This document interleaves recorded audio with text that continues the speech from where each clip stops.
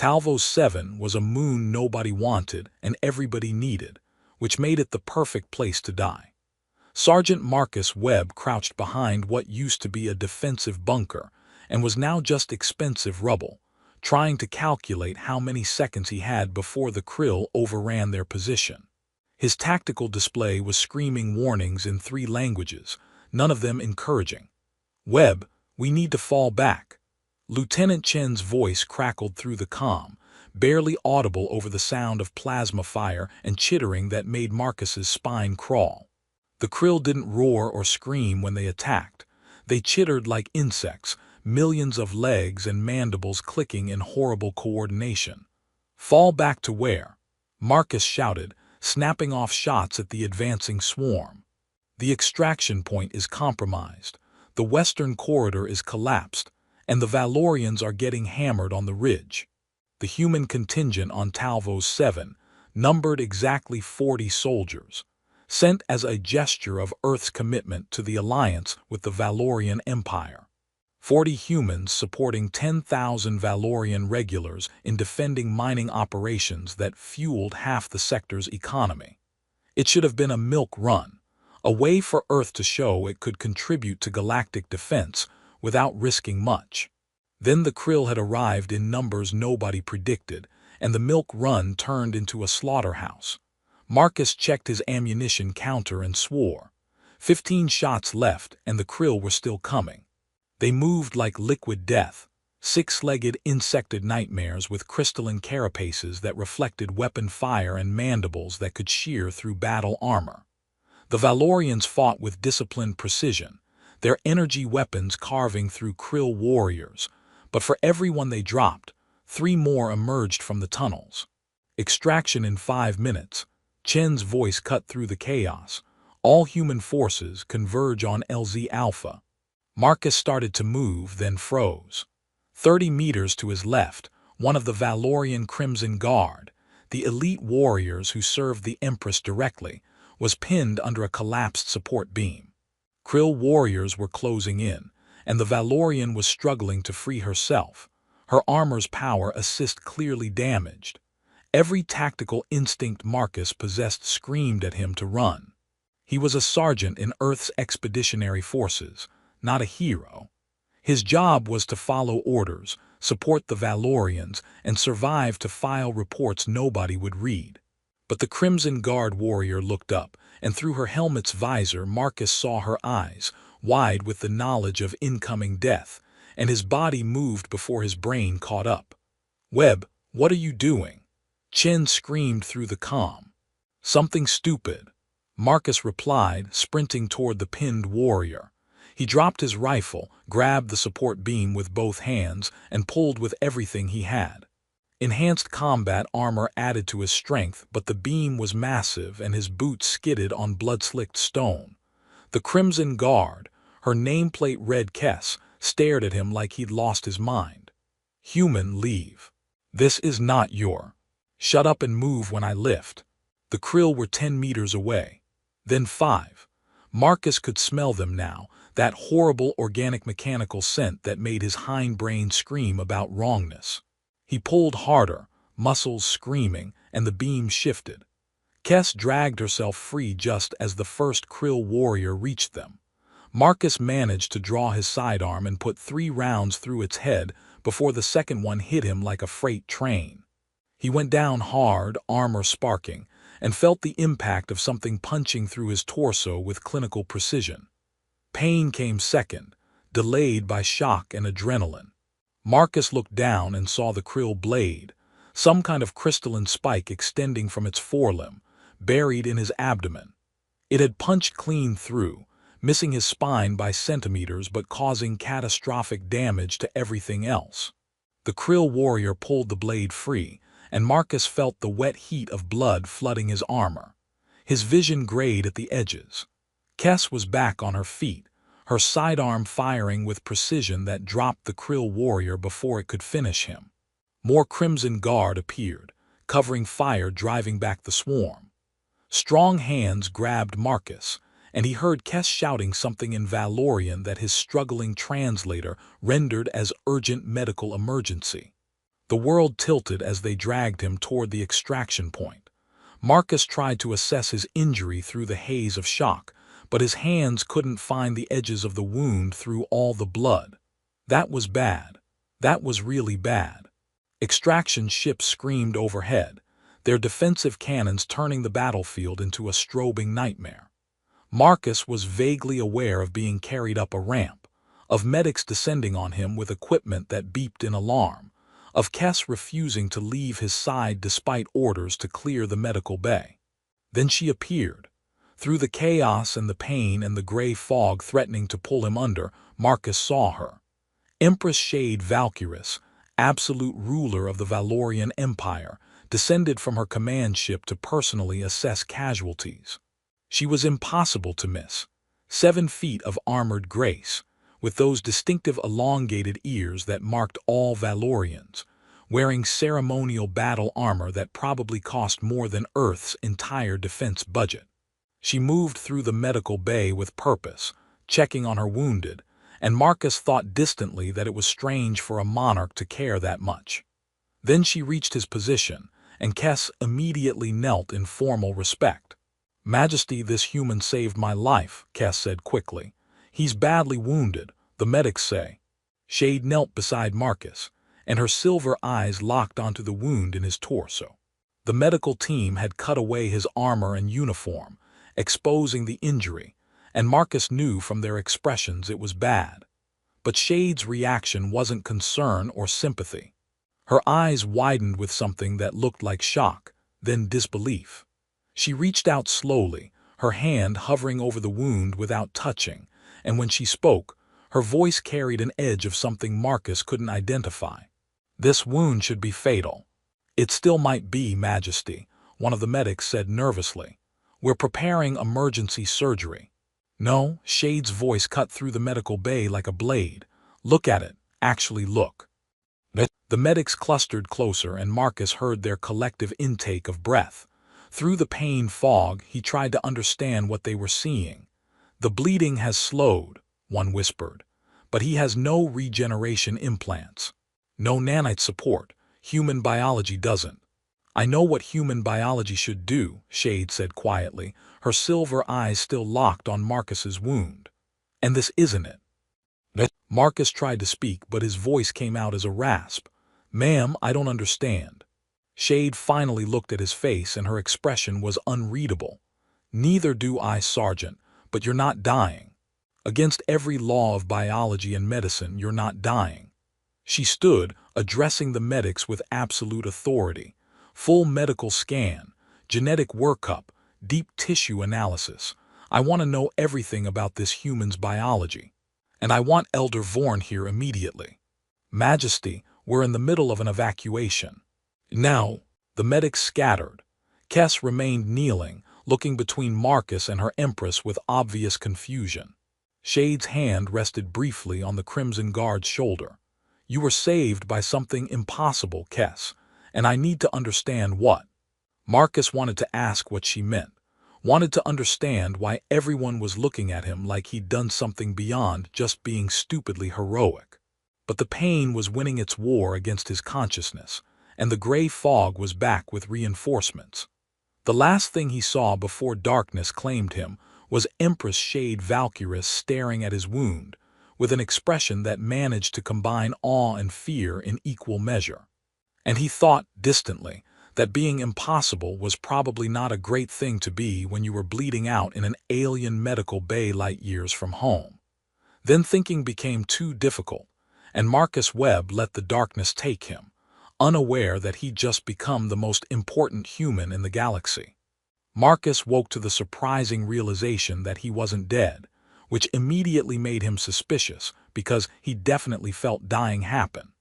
The medical bay ceiling above him was smooth crystalline material that pulsed with soft bioluminescence, definitely not standard Earth medical equipment. He tried to sit up and immediately regretted it as pain lanced through his torso. "Don't move." The voice was firm but not unkind. Marcus turned his head carefully and found a Valorian in medical robes standing beside his bed. The alien's elongated ears were decorated with what looked like rank insignia, and his expression suggested he'd been watching Marcus sleep for uncomfortable amounts of time. "How long was I out?" Marcus managed, his throat raw. 47 hours. You should have been dead in 47 minutes. The Valorian's silver eyes studied him with clinical intensity. "I am Elder Vorn, Chief Medical Advisor to Her Majesty.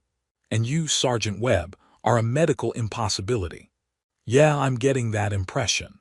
Marcus looked down at his torso. The area where the krill blade had punched through was covered with a transparent medical film, and beneath it he could see, "That's not right." "No," Vorn agreed, "it's not." The wound was healing. Not the slow, careful healing humans did with stitches and time, but active, visible regeneration. Marcus could actually see new tissue forming at the wound's edges, cells knitting together in patterns that shouldn't happen without advanced medical intervention. "We removed the field dressing 12 hours ago," Vorn continued, pulling up holographic displays that showed Marcus's injury from multiple angles. The damage was catastrophic. Perforated intestine, lacerated liver, severe muscle trauma, significant blood loss. You should have required immediate surgery, tissue regeneration therapy, and weeks of recovery. He gestured at the displays. "Instead, your body initiated regenerative protocols we've never seen in baseline human physiology. Your cellular repair rate is operating at approximately 400% normal human baseline." Marcus stared at the medical data, trying to make sense of numbers that didn't make sense. "I don't have regeneration implants. Earth doesn't have that technology." "We know, we scanned you extensively. No implants, no nanites, no external enhancement of any kind." Vorn's hands moved through the holographic display, pulling up genetic sequencing that looked like abstract art. "But you do have something else. Genetic markers we've never encountered in humans. Markers that match something from Valorian historical archives." The door to the medical bay opened. An Empress Shade entered with an entourage of guards and advisors. She moved with the kind of presence that made everyone in the room unconsciously straighten, and Marcus tried to sit up properly despite the pain. "Stay down, Sergeant," Shade ordered, waving away protocol. "Vorn, show him." The Elder manipulated the holographic display, and Marcus found himself looking at two genetic sequences side by side. One was labeled Human Sergeant Marcus Webb. The other was labeled Inheritor Historical Archive. "These markers," Vorn said, highlighting sections of the sequences, "are identical, not similar. Identical. You carry genetic code that matches an ancient warrior species called the Inheritors, who vanished from galactic records 15,000 years ago." Marcus looked between the display and the assembled Valorians. "I'm going to need you to explain this like I'm 5, and also hit my head really hard." Shade pulled up a chair, which seemed wrong because she was an empress, and he was a sergeant bleeding in a medical bed. But she sat with the easy authority of someone who didn't care about appearances. The Inheritors were legendary warriors. They possessed regenerative abilities that made them nearly unkillable, wounds that should have been fatal healed in days or hours. They could survive injuries that would kill any other species. They were also terrifying, Vorn added. Valorian historical texts described them as unstoppable in combat. They called the regenerative mechanism the flame constant, a biological response that activated under mortal threat, flooding the body with factors that accelerated healing beyond normal limits. Marcus processed this information slowly. "And you think I'm descended from these inheritors? That's impossible. Humanity's evolutionary history is well documented. We evolved on Earth from Earth primates with no alien intervention." "That's what we thought too," Shade said quietly. "Until we started finding references in the oldest Valorian archives. The Inheritors didn't just disappear. According to fragmented records, they engaged in what we'd now call seeding, visiting primitive worlds and leaving genetic markers in developing species. They were preparing the galaxy for something. For what? We don't know. The records are incomplete, damaged by time. Shade leaned forward. But there was a prophecy, dismissed by modern Valorians as mythology. It claimed the inheritors would return when the galaxy faced its greatest threat, wearing new faces but carrying the old blood. Marcus felt like the medical bay was tilting. You're saying humanity is full of sleeper agents. Ancient warrior genes just waiting to activate. We're saying you activated them, Vorn corrected. Under mortal threat, your body initiated the flame constant. We've been monitoring your healing for the past 2 days. It's accelerating. At current rates, you'll be combat ready in 72 hours from an injury that should have required months of recovery. That's not possible. And yet, Shade gestured at him, here you are. Kess appeared in the doorway, still in her Crimson Guard armor but with her helmet removed. She approached Marcus's bed and performed a formal Valorian bow. Sergeant Webb, I owe you my life. And apparently, I owe it to an inheritor legacy warrior, which means I owe it even more impressively. I'm just a regular guy, Marcus protested. I'm from Cleveland. I joined the expeditionary forces because college was expensive. I'm not some ancient warrior. Your genetics disagree, Vorn said, pulling up more data. And there's something else. Since your wounding, we've been monitoring the other human soldiers in your unit. 3 of them are showing similar genetic markers, though less pronounced. The trait is present in your population, just dormant until activated by extreme stress. Shade stood, pacing the medical bay with controlled energy. This changes everything. Humanity went from being considered a support species to potentially being inheritor descendants. Do you understand the political implications? I barely understand the biological implications, Marcus admitted. You're telling me I'm healing too fast and it's because of ancient alien DNA that shouldn't be in my genome. That's already breaking my brain. There's more, Shade said, and something in her tone made Marcus's stomach drop. The Krill have intensified their attacks since your wounding, specifically targeting human positions. Vorn believes they can sense the inheritor genetic signature. The Krill and the inheritors were ancient enemies, Vorn explained. Fragmentary records suggest the Krill evolved specifically to combat inheritor warriors. They're drawn to the genetic markers like a biological imperative. Marcus felt cold despite the medical bay's controlled temperature. So by surviving, I painted a target on all of humanity. Possibly, Shade said. Or you revealed humanity's true nature at exactly the moment we needed it most. The Krill are winning this war, Sergeant. They're overwhelming every defensive line, consuming worlds faster than we can evacuate them. But if humans carry inheritor blood, if that blood can be awakened. She didn't finish the thought. You want to weaponize us, Marcus said flatly.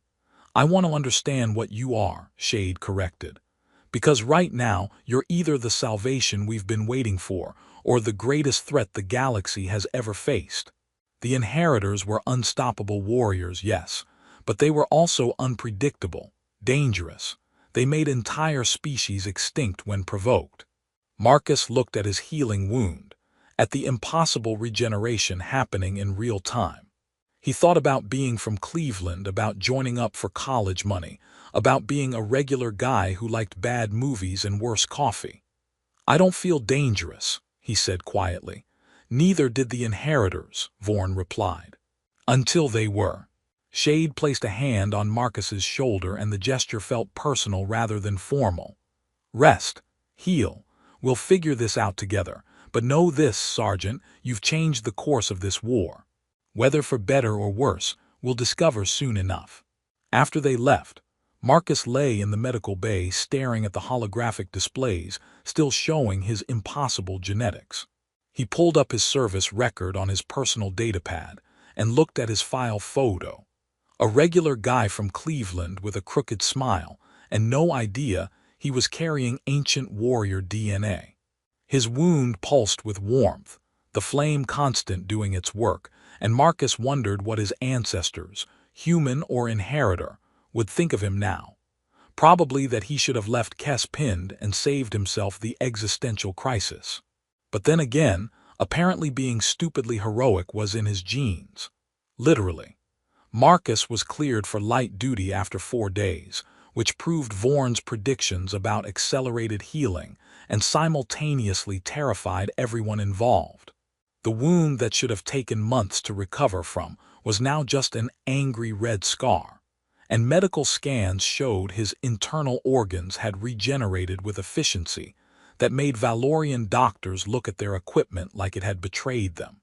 "This is not light duty," Marcus said, staring at the tactical briefing Shade had summoned him to. The command center was filled with holographic displays showing Krill movements across Talvos 7 and the surrounding sector. None of the displays showed anything encouraging. "You wanted to understand the situation," Shade replied. She stood at the center of the displays, manipulating data with practiced efficiency. "This is the situation. The Krill have tripled their forces in this sector since your wounding. They're not just attacking, they're hunting." Vorn pulled up biological tracking data that made Marcus's stomach turn. "We've been monitoring Krill movement patterns. They're specifically targeting locations with human thermal signatures. Your species emits biochemical markers they're drawn to specifically, the inheritor genetic signature. They can smell it," Kes added.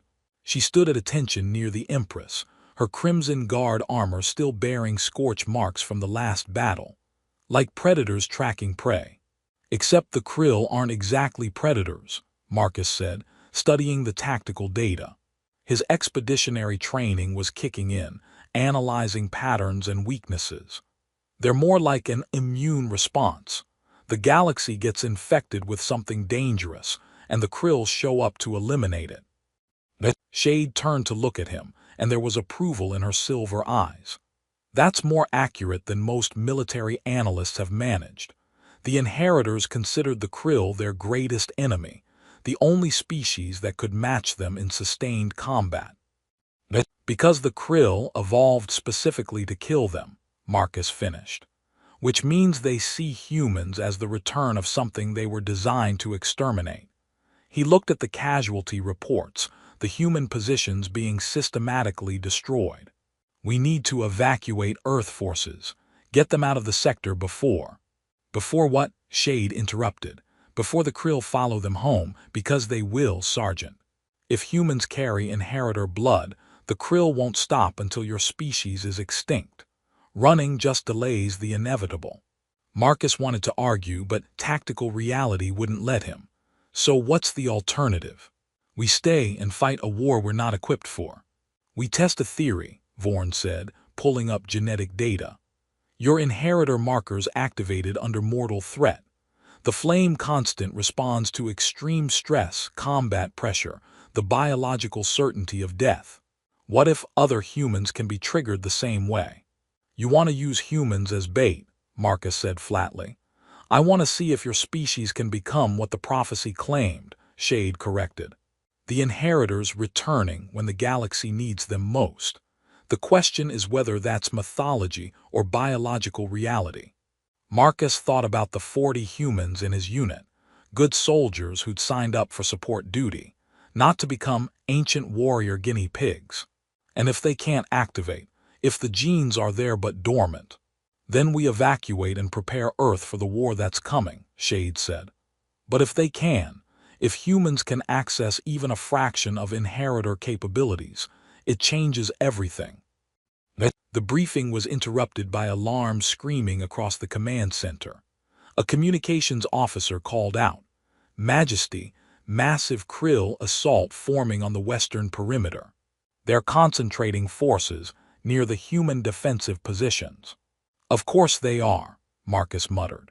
He pulled up tactical displays showing his unit's location. Chen and the others were dug in at a fortified position that suddenly looked very fragile against the Krill numbers building outside. Shade was already moving, issuing orders with calm authority. "Mobilize the Crimson Guard, all defensive forces to combat stations, and get me a transport. I'm going to the front personally." Majesty, that's not advisable, one of her advisors protested. If the inheritor theory is correct, you'll be exposing yourself to exactly what my soldiers face daily. Shade cut him off. Prepare my armor. Marcus grabbed his gear, the scar on his torso pulling but not limiting his movement. I'm coming with you. You're still recovering, Vorn protested, and I'm healing faster than anyone can explain. My people are out there, and if the Krill are coming for inheritors, they're coming for me specifically. Marcus checked his rifle, the familiar weight grounding him. Besides, I want to test a theory too. The transport to the western perimeter was tense and quiet.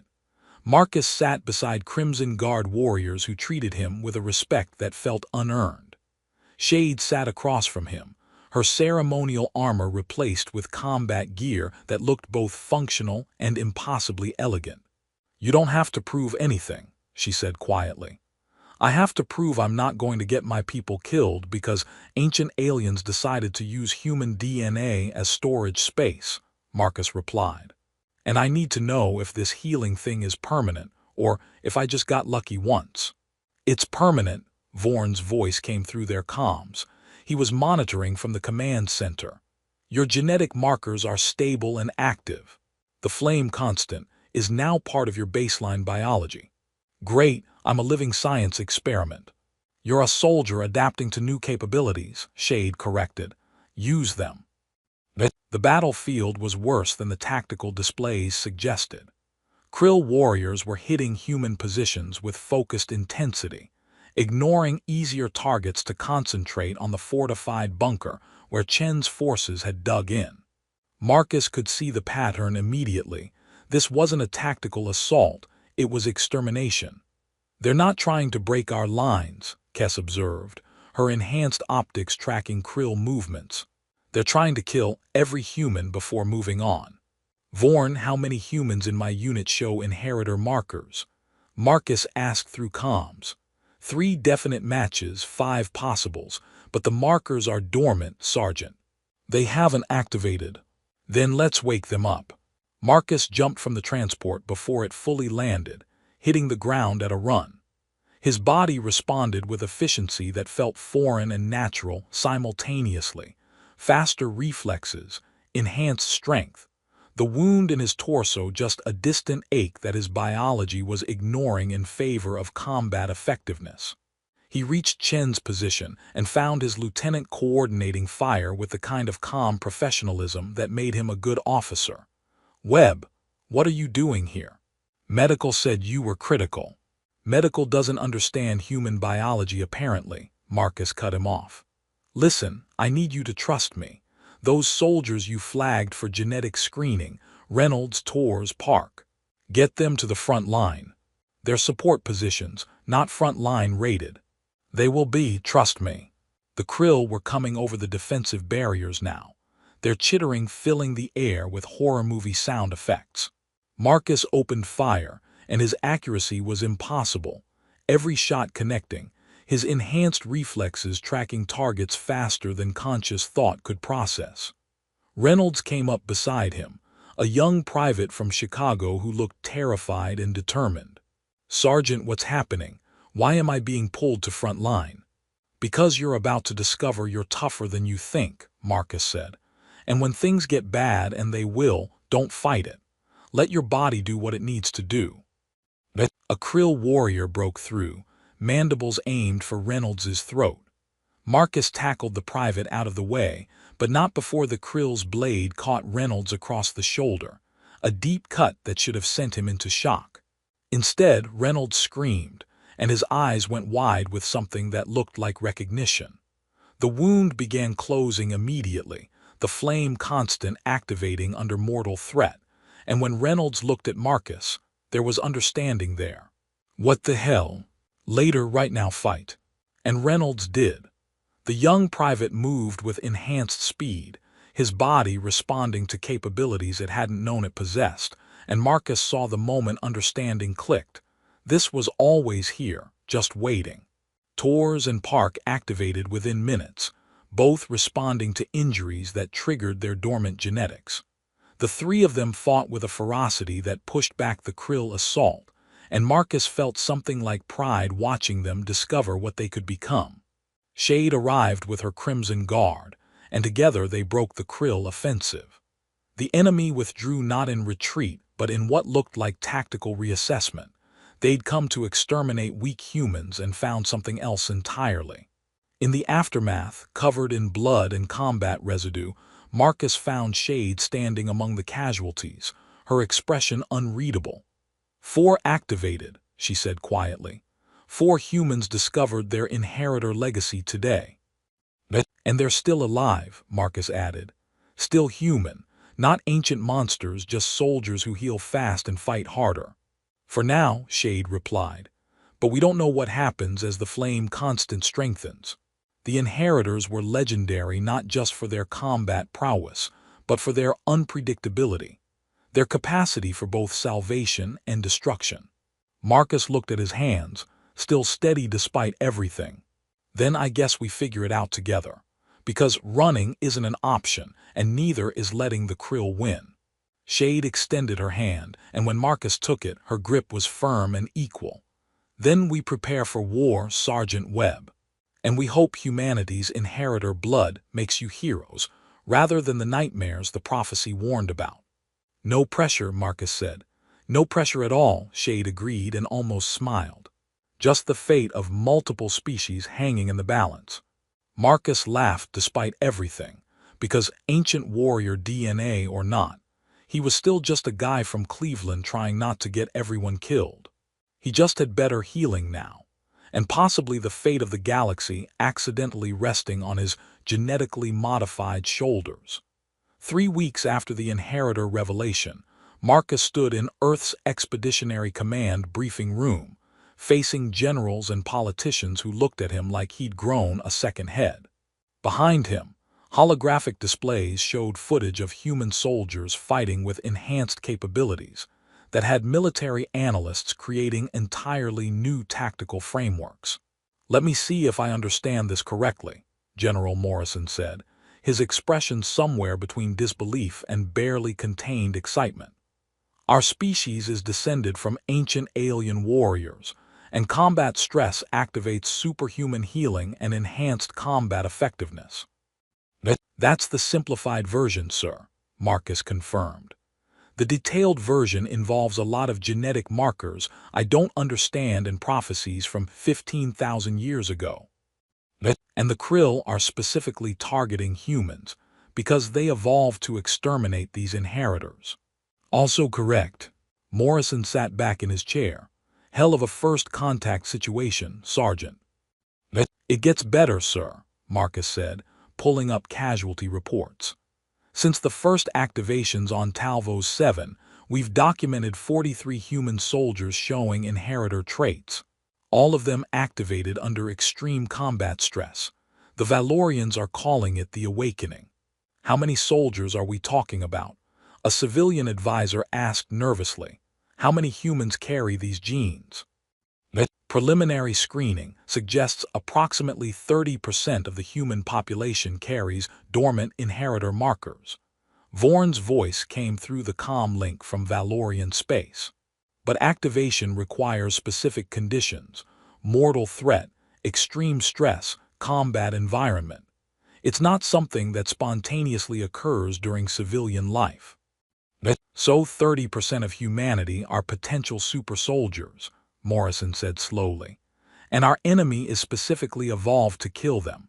That's one way to look at it, sir. Marcus pulled up tactical projections. The other way is that 30% of humanity just became the galaxy's best defense against the Krill. The Valorian Empire has been losing this war for 5 years. Since humans started activating, we've held 3 major defensive lines that were about to collapse. The briefing room erupted in debate. Ethical concerns about weaponizing genetic traits, questions about long-term effects, political implications of humanity being ancient warrior descendants. Marcus let them argue while studying the casualty reports that showed a different story.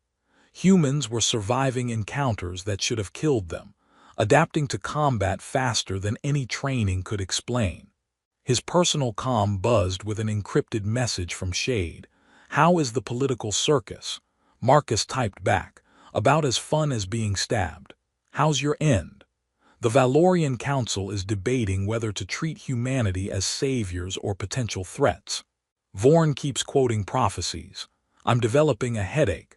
Marcus smiled despite everything. Over the past weeks, he developed an unexpected partnership with the Empress. Not quite friendship because she was royalty and he was enlisted, but something beyond just military cooperation. She understood the weight of impossible choices, and he was learning that leading from the front mattered more than formal authority. "Welcome to my world," he sent back. "Want to trade?" Her response came quickly. "No, I quite like being Empress. You handle the political circus." The debate was interrupted by alarms, not the briefing room systems but Marcus's personal tactical alert. Krill movements detected in the outer colonies, multiple targets, massive force concentration. "Sir, we've got incoming," Marcus said, pulling up the tactical feed. "Krill forces moving toward Valorian defensive positions at Kavish Station. Current estimates." He stopped, checking the numbers again. Current estimates put it at the largest Krill fleet movement in recorded history. Morrison was already moving, issuing orders. "All Earth forces to battle stations. Contact the Valorian fleet, coordinate defensive response." "Webb, you're with me." The defense of Kavish Station became the crucible that would define humanity's role in the Galactic War. The Krill came in numbers that darkened space, their bioships bristling with organic weapons that had destroyed entire fleets. But this time, human soldiers stood alongside Valorian forces, and when the first wave hit, something fundamental changed. Marcus felt it the moment the Krill closed to combat range, a burning in his blood that was becoming familiar, the flame constant responding to mortal threat. But this time it was stronger, spreading through his entire unit as dormant inheritors awakened simultaneously. Reynolds, Torres, Park, and dozens of others activated in a cascade effect, their genetics responding to both the threat and proximity to each other. "Webb, your vitals are spiking." Vorn's voice came through the medical monitoring system. "All activated humans showing elevated metabolic function, enhanced neural activity. You're all synchronizing." Marcus didn't need medical scans to know it. He could feel the others, a connection like the bonds Valorian warriors described in their battle meditation. Human soldiers moving with coordinated precision that no training could have produced, their inheritor blood recognizing each other across the battlefield. The Krill came expecting to exterminate weak humans. Instead, they found warriors who could absorb injuries that would kill any other species, adapt to combat in real time, and fight with a ferocity that the ancient inheritors would have recognized. Marcus led his squad through breach points that should have been death sentences, healing through wounds that should have ended fights, moving with enhanced speed that made Krill targeting systems struggle. But he wasn't unstoppable or invincible. He was just harder to kill and learning fast. Shade appeared on the battlefield in her Crimson Guard armor, fighting alongside human soldiers with the kind of trust that transcended species. When a Krill blade found her blind spot, Marcus was there, taking the hit meant for her and feeling the flame constant burn it away before the injury could be fatal. "You're making it very difficult to maintain proper royal distance, Sergeant," Shade said, back to back with him as Krill warriors pressed in. "Sorry, Majesty. The ancient warrior genes keep overriding military protocol." "I've noticed." She glanced at him, silver eyes bright with something between exasperation and respect. "Don't die proving you're unkillable. That would be disappointingly ironic." "Noted." The battle raged for 6 hours, and by the end, the Krill withdrew not because they'd won, but because human soldiers refused to die on schedule. Kavish Station held, and for the first time in 5 years, the Valorian Empire had successfully repelled a major Krill offensive. In the aftermath, Marcus found Shade in the command center, coordinating recovery efforts while looking like she'd fought for 6 days rather than 6 hours. He handed her a coffee substitute that Valorians used and that humans had learned to tolerate. "We held," she said quietly. "We did. Your people took 60% casualties, but they're already healing. Half of them will be combat-ready within days." Marcus thought about Reynolds, recovering from injuries that should have cost him his legs. About Tors, who'd taken a krill blade through the chest and was already joking about it. About Park, who'd lost an arm and was already growing it back with regeneration that medical science couldn't explain. 30% of humanity carries these genes, Marcus said. That's over 2 billion potential soldiers. 2 billion humans who can heal from almost anything and fight harder the more threatened they become.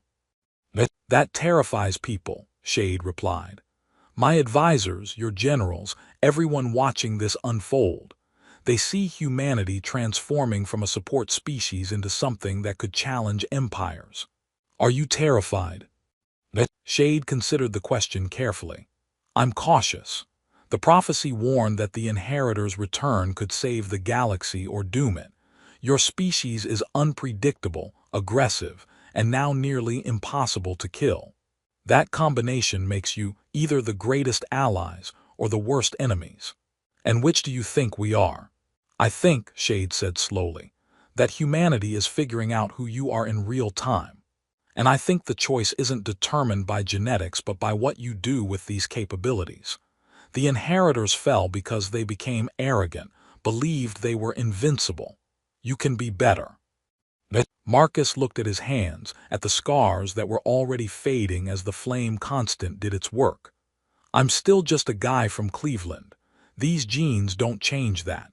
They just make me harder to kill while I'm figuring things out." "That's what gives me hope," Shade said. "You're not acting like ancient warriors returned. You're acting like soldiers doing a job. That's the difference between being heroes and becoming the monsters the prophecy feared." Over the next months, humanity's role in the Galactic War transformed. Earth began training inheritor-capable soldiers, but with emphasis on discipline, ethics, and the understanding that enhanced healing didn't make them invincible or right. Human forces integrated with Valorian fleets, and together they held defensive lines that had been collapsing for years. The Krill adapted, developing new tactics to counter inheritor healing. But humanity adapted faster, the unpredictability Shade had mentioned becoming a strategic advantage rather than a liability. Marcus found himself leading joint operations, his impossible survival making him a symbol of humanity's new role. But he made sure other voices were heard. Reynolds planning tactics, Tors developing training protocols, Park working with Valorian medical teams to understand the flame constant's limits. A year after the first activation, Marcus stood on Kavish Station's observation deck with Shade, watching supply ships arrive from both Earth and Valorian space. The war continued, but the desperate retreat had become something else, determined resistance. "The Council officially recognized humanity as full military partners today," Shade said. "Equal status with any major galactic power. That's political speak for, we're too useful to marginalize and too dangerous to ignore," Marcus translated. Essentially, she smiled slightly. "You've become rather good at politics for someone who claims to be just a soldier. I've had a good teacher." Marcus gestured at the stars. "The Krill are still out there. They're not going to stop trying to exterminate humans just because we've gotten harder to kill." "No," Shade agreed. "But now they face an enemy their evolutionary programming didn't prepare them for, inheritors who learned from the past, who fight not for conquest but for survival. Unpredictable, yes, but also principled." Marcus thought about the prophecy, about ancient warriors returning to face the galaxy's greatest threat. "Do you think we're what the inheritors intended? Humans with their blood fighting their old enemy?" "I think," Shade said carefully, "that the inheritors left genetic markers in dozens of species across the galaxy. But humans are the ones who activated first, who faced extinction and adapted instead of running. That wasn't predetermined, that was choice. Humanity's greatest talent, Marcus said, making the best of impossible situations. And surviving what should kill you, Shade added. Don't forget that part. Never. Marcus looked at his reflection in the observation window, same face as the guy from Cleveland who joined up for college money, but carrying weight that changed everything. We're not the inheritors returned. We're something new. Something they didn't plan for. Which makes you either more dangerous or more valuable, Shade observed. Time will tell which. No pressure, Marcus said. Shade's laugh was genuine, unguarded. No pressure at all. Just the continuation of the war, humanity's place in the galaxy, and the question of whether you'll become saviors or the monsters the prophecy warned about. Well, Marcus said, when you put it that way, it sounds really dramatic. It is dramatic, Sergeant. You're living in the moment that will define your species' future. Marcus thought about Reynolds coordinating with Valorian commanders, about Torres training new awakened soldiers with emphasis on discipline over power, about Park's research that was helping both species understand inheritor biology. He thought about all the impossible things humans had accomplished by refusing to accept impossible. Then I guess we'd better not screw it up, he said. Shade raised her coffee substitute in a mock toast. To not screwing it up. To being unpredictable but principled. To humanity, Shade added, and to whatever the hell you're going to become. They stood together watching the stars, representatives of two